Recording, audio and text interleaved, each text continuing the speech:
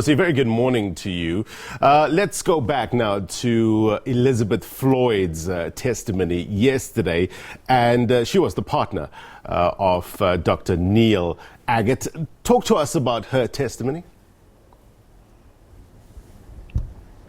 A very good morning to you, Blaine. Liz Floyd was quite stoic on the witness dock for the better part of yesterday. She really gave a very harrowing account of the days leading up to the arrest, her time in detention, and the day just before she found out that Neil Aggett had passed away. And she says that on the 4th of February in 1982, she was taken to detention at the John Foster Square, and she heard a chilling scream that sounded like a man's scream. It sounded absolutely chilling and heartbreak.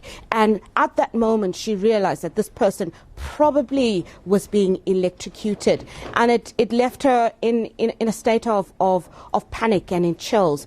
And later she was sent back to her cell, and the very next day she says she was released out to her mom and her sister, and that's where she was told by the state police that Neil had committed suicide. She says at the time she found out that Neil had committed suicide, she simply broke down. It had been months, at least 2 months of her being in detention, being in solitary confinement, and she felt that at that point her brain, her mind, her who she was, her physique was at a breaking point. And the news of Aggett's passing through suicide was really the final straw for her. She had to be taken into hospital under psychiatric observation. And you can imagine for her, this has been 38 years since Neil passed away, and the trauma and the scars of that are still there. Yeah, reportedly, she still suffers from post-traumatic stress disorder. It's quite interesting that she said it was only in the past 2 years where she started dealing effectively with the passing of Neil. She said it was only the past 2 years where she was actually able to start looking at the pictures of him hanging in his jail cell. And she had the material, what she calls a kakoi, that was wrapped around Neil's neck when state police claimed they found him hanging. And he had a shirt on, he had jeans, and he had a pair of tackies. And she says it seems very strange at the time because on the day, on the 5th of February 1982, it was an exceptionally hot day. And she couldn't understand why Neil would have been dressed like that on such a particularly hot day, unless if the state police were trying to hide evidence of them having tortured him, having beaten him, having abused him.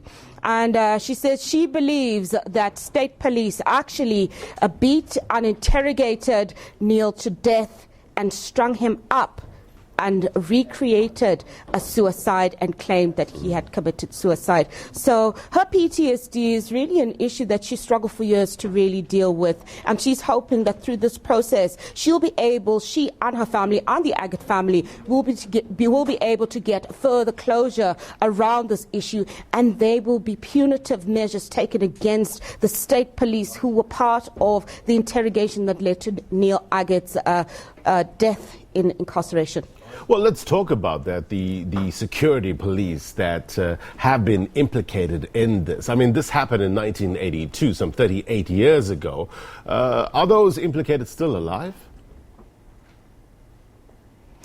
You know, one of the big issues that came out was that she had two interrogators. The one chief interrogator was Stephen Whitehead, and the other one she referred to as Carr. And she says Carr was relatively professional and wasn't as aggressive as Whitehead. She recalls with absolute disdain how absolutely aggressive Whitehead had been to her. He threatened to beat her. He threatened to torture her even further.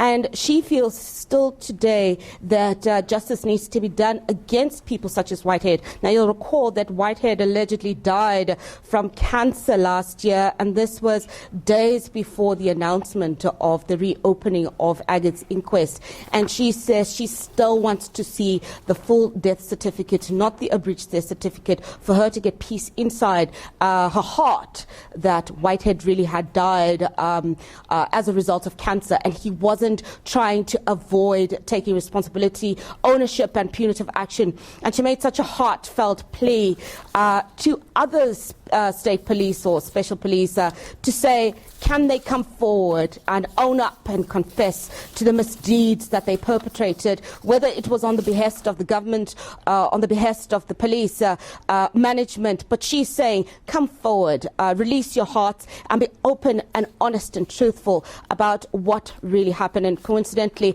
there will be several police officers throughout the course of the day today and next week who were stationed at the John Vorster Square at the time and who were part of the state police, who will be sharing their testimony. So that will be quite interesting to get perspective from the police, to hear what some of the orders were that were being given to the police at the time. All right. Nozi, give us the TikTok of today. What can we expect? Well, court proceedings are expected to start in the next few minutes. We're going to start just now at 9:30.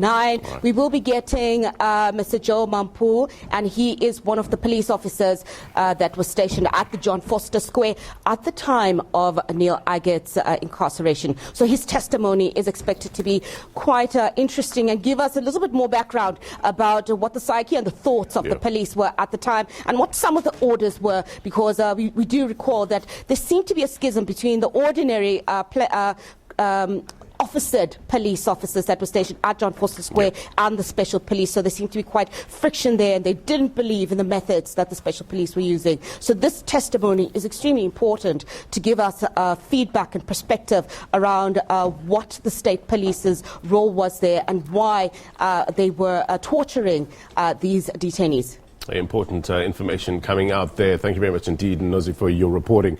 Our reporter, SABC reporter Nozintombi Miya, covering this inquest. We'll try and bring some live visuals during the course of today.